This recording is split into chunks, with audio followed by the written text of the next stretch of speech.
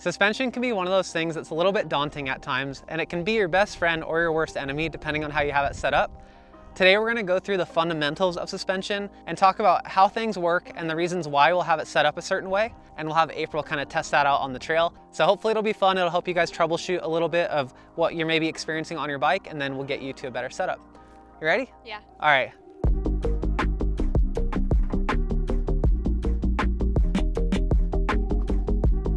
With that being said, let's go ahead and talk about the four main variables of suspension, and those are sag, spring rate, rebound, and compression. So SSRC. If you can remember those four things and you learn the basics of how to set those up, you can pretty much take any bike and get it to ride how you want it to within about 5 to 10 minutes using the process we'll show you later. So let's talk about the very first variable, which is sag. So sag essentially plays three roles. The first role is keeping your tire on the ground. What I mean by that is, if you think about it, you can only brake or accelerate when your tire is on the ground. If it's in the air in between bumps, then it's just spinning or it's just kind of skidding in the air. So you're not actually decelerating or accelerating.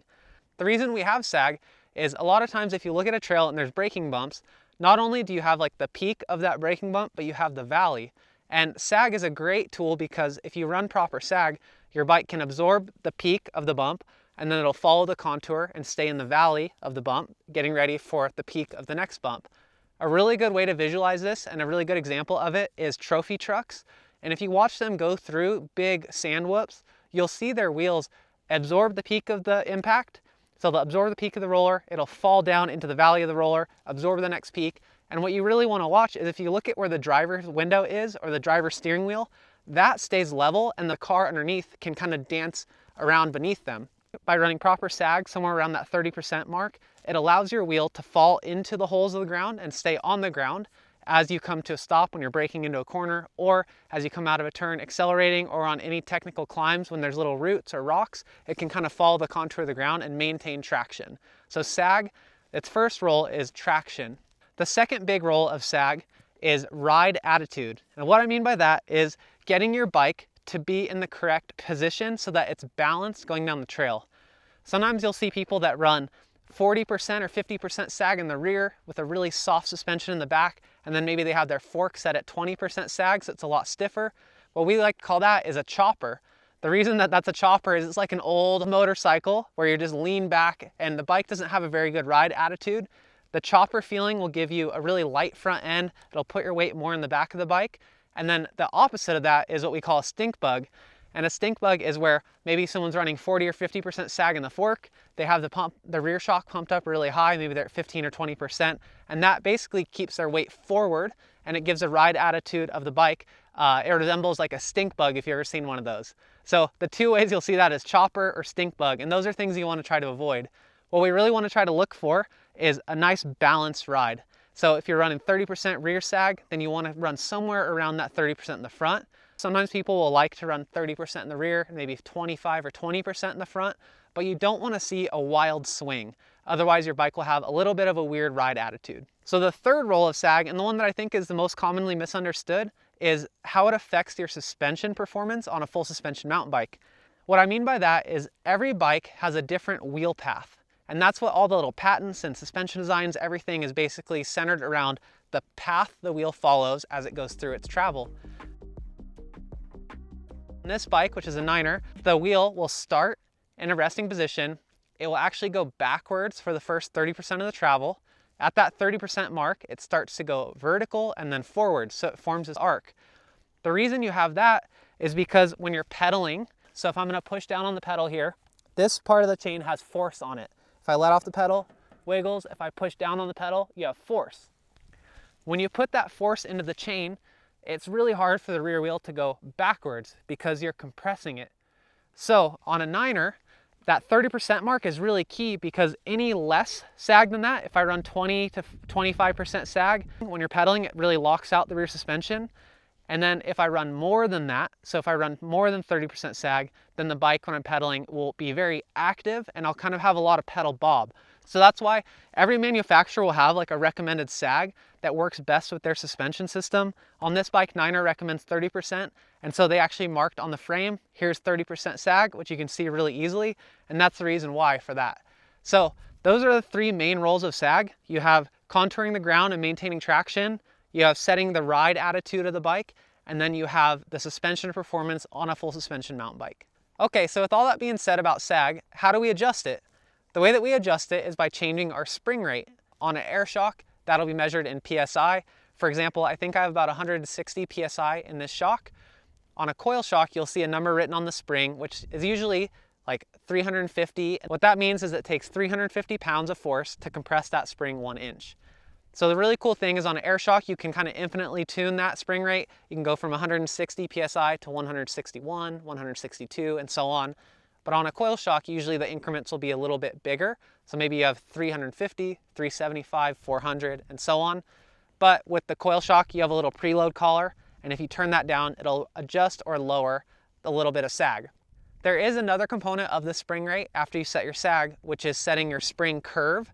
And we're gonna save that for another video because there's so many things you can do with that. I think it would be a fun topic to dive into really deep, but basically those are the first two S's, sag and spring rate. Okay, so now we're gonna move on to the damping. All right, so this is a damper, and you may have heard the terms compression and rebound before. And what does that mean? How does it work? And what does it do?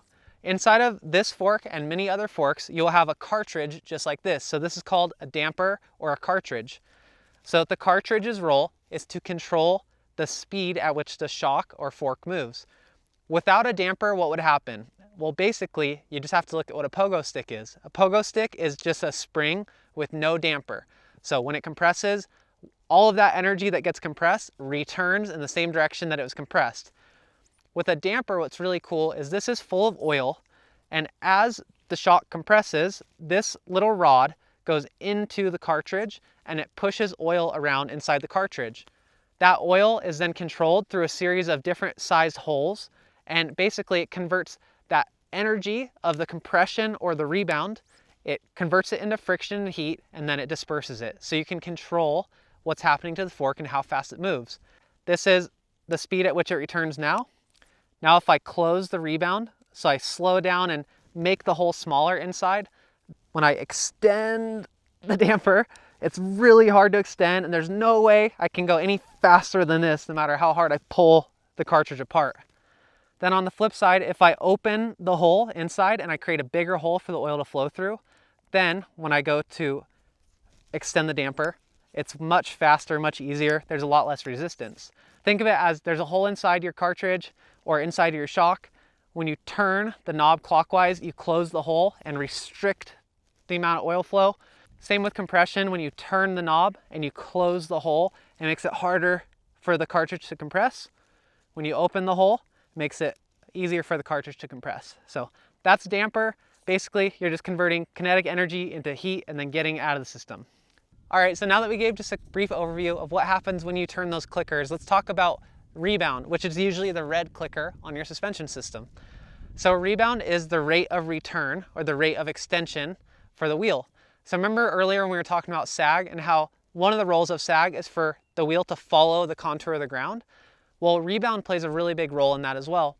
If your rebound is too slow, even if you have proper sag, then the wheel won't be able to push down and follow the contour of the ground. It'll kind of get up to the peak of the first roller, and then when there's the valley right after it, it won't be able to return all the way and it'll stay in the air, and then you hit the peak of the next roller. So again, rebound is really, really closely tied to traction. So if that's the case, then why don't we just run our rebound fully open to make sure that it can contour everything and stay on the ground? Well, the reason we don't run our rebound fully open is visualize a corner and then a long straight section afterwards. So if you came in fast and you hit the corner and your bike compressed, then as you went down the next straightaway, your bike would just continue to bob down the whole entire trail. So what we do with rebound is we basically get it to where you'll hit that corner, your bike extends again, and then it just settles. So instead of having that kind of old Cadillac effect with blown out shocks where you just ride down the road like this, a little bit of rebound damping will basically let you hit the corner and then maybe bounce once and settle. You're changing that energy that would be just this constant bounce, converting it into friction and heat inside the oil, and then getting it out of the system. A good rule of thumb is actually to set your rebound by going off of a curb. So I'll show you guys how to do that when we set up April's bike. Now with that being said, There's a very common misunderstanding that I hear all the time, which is I run my rebound slow so I don't get bucked off of jumps.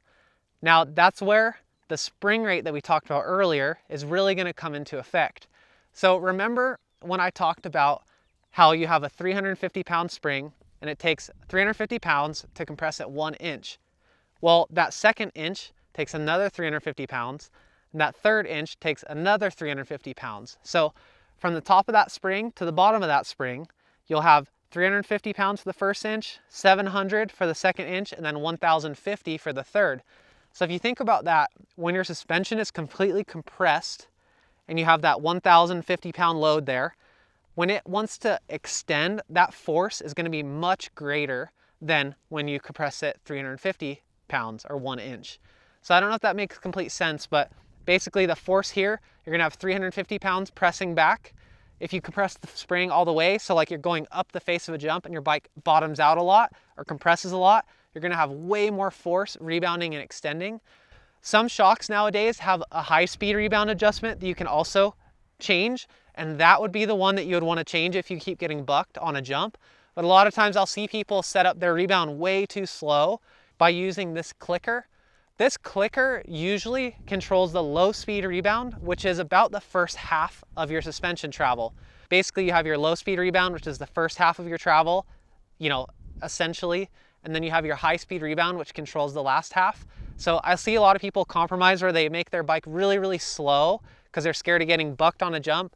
But what that really does is it doesn't change what happens on the jump. It just makes it compromised everywhere else on the trail. So with that being said, if you only have one rebound adjuster on your rear shock, most of the time it will only adjust the first half of the travel, the low speed rebound, and then the other part of the travel, so what happens on the face of a jump or on a big drop landing, that will generally be controlled inside of the shock, and you don't really have access to that unless you have a shock with that adjustment. So I know that's a little bit more complicated, but I hope that makes sense.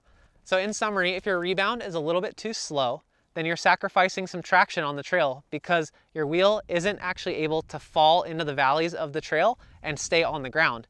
If your rebound's too fast, then you're basically just taking whatever moments happen on the trail, whether it's a bump, a corner, a G-out, anything like that, and you're extending that too far down the trail. So you'll kind of think about the old Cadillac just bouncing down the road. So those are the two things you got to watch out for. All right, we're almost done. We just got one last thing to touch on, which is compression, and that'll usually be the blue knob on your suspension system. So there's kind of two ways that this comes into play. You'll either usually have a lever, which is like a compression lever. So say on this rear shock, I have a 3-position lever. I go from full open compression, which is a little bit like 20% damping. Then you can go to mid, which is somewhere around like 60% damping. And then you'll go to lockout or platform mode, which is 80% damping. The other way you'll see compression is you'll see it in a knob form where you can turn it a certain amount of clicks, and generally that will be controlling your low speed compression.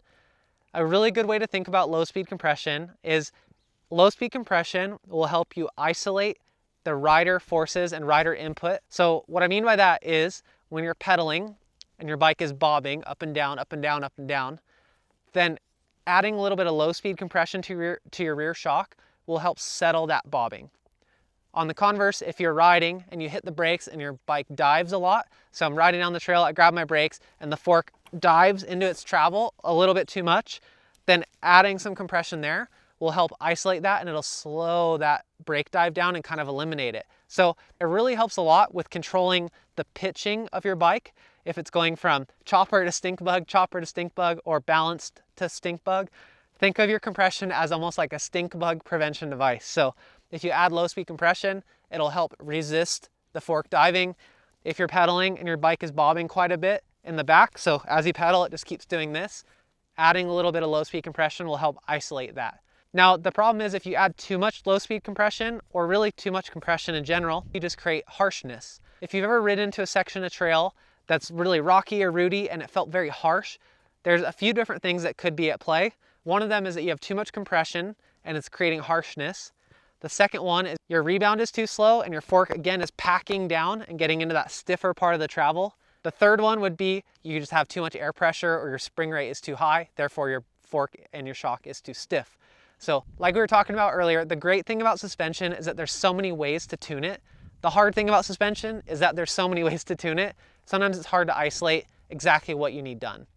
All right, so now that we went over kind of what happens with suspension and how you can adjust it, I'm gonna grab April and we're gonna go up to the trail and we're gonna set her bike up 2 incorrect ways. Then we'll kind of walk through a few things that are happening and maybe you can see, oh, that sounds like what I'm having problems with. So with that being said, let's go grab April. All right, so I found April out here on this trail called Shake and Bake, and just behind us there's a really fun flatter rock garden, and it's gonna be good for testing the stuff we talked about earlier because it has a lot of holes in it, and with the proper suspension setup, your bike can really track the ground getting ready for this corner. If your suspension is a little bit off, you'll really hear it by skidding too much or just getting kind of bounced around. So we're gonna set up April's bike 3 different ways: a little bit too soft and too slow, a little bit too stiff and too fast, and then just right. And see if we can see a difference and then ask April how it feels. So, you ready? Yeah. Cool, all right.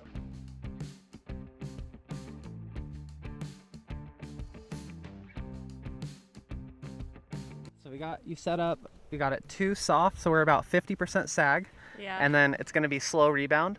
This isn't about speed, just go like whatever you're comfortable with. Don't try to push it. We just kind of want to see what it feels like because I see a lot of people that set their bike up like this. All right. Cool, you ready? Yeah.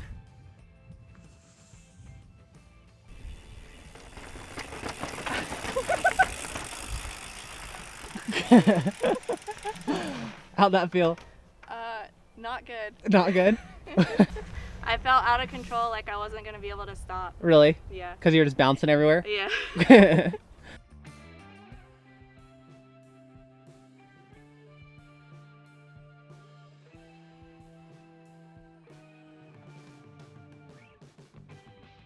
Cool. All right, let's try one more just for comparison. Okay. Okay, go for it.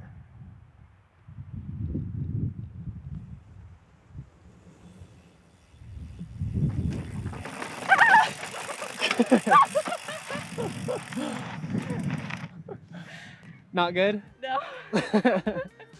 Cool. It feels like a sack of potatoes. Cool.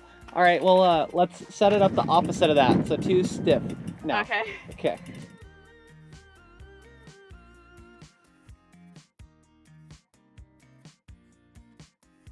Okay, you ready? Yeah.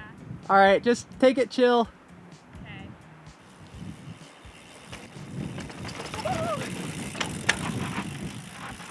Okay. How'd that feel? Too fast. Yeah? Yeah. It was harder to stop, and I felt like if I went as fast as I wanted to, I would probably blow the berm. Yeah.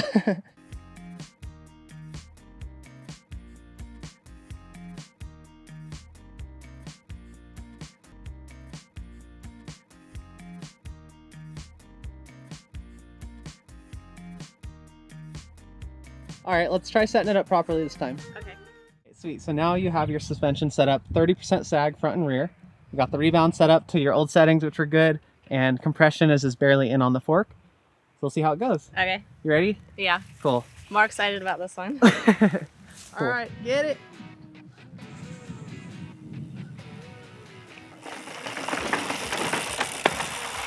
Look at that. Yeah, it felt way better. Here, hold on. Way better. Yeah, you look so much faster. Yeah. Cool, you want to do one more just again for comparison like we did the other ones? Sure. Cool, that looked way better. Yeah. It tracked.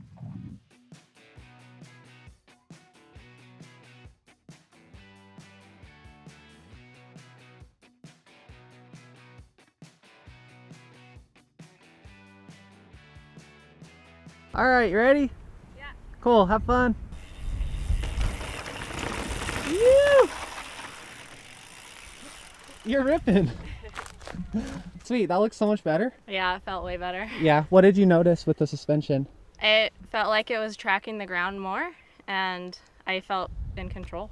Yeah. So I didn't feel like I was bouncing around everywhere. No squeals. No squeals. Cool. All right. Sweet. Well, hopefully you guys could see a massive difference, because did it feel crazy or what? Yeah, it felt like a sack of potatoes for the slow, and the other way it felt just out of control. Yeah. I heard squeals on both the too soft and the too stiff. And then when she'd had the setup just perfect, that's kind of what we usually set up, is around 30% sag. And you could tell she was very confident. And like we talked about with like the trophy truck and having enough sag, you know, the rider stays stable and the bike can dance underneath. Whereas with it too slow and too soft, she was pitching a lot, so the bike was going like this, and then with it too stiff, again, kind of pitching a lot and not able to slow down. So yeah, it was really cool. It was fun like watching that. We tried not to put her in danger. I told her no, she doesn't have to go fast or anything, but it was cool to see that.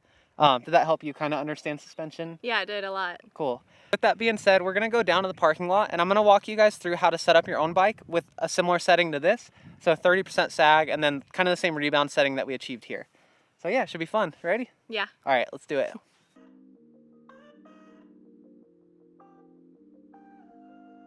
Thank you guys so much for watching, and sorry this one was a little bit longer than normal, but it's just a lot to unpack, and I wanted to try to do a good job of helping you guys understand suspension as well as understand how to set it up, just because once you kind of understand what's happening, it makes it a lot easier when you're out on the trail and you're having an issue, or you know, you're in a rock garden and it's kind of doing weird stuff, you can kind of understand how to fix it. So yeah, hopefully it was helpful. What do you think about today? It was really cool to see how much of a difference it makes on the trail. Yeah. And it was nice to feel confident in my suspension. Sick. And no squeals on the when it was set up good. Yeah. Cool. Well, thank you guys so much for watching. We really appreciate you. Let us know if you have any questions or comments below. And if you could, please like and subscribe. That would be awesome. And we'll talk to you next time. Bye. See ya.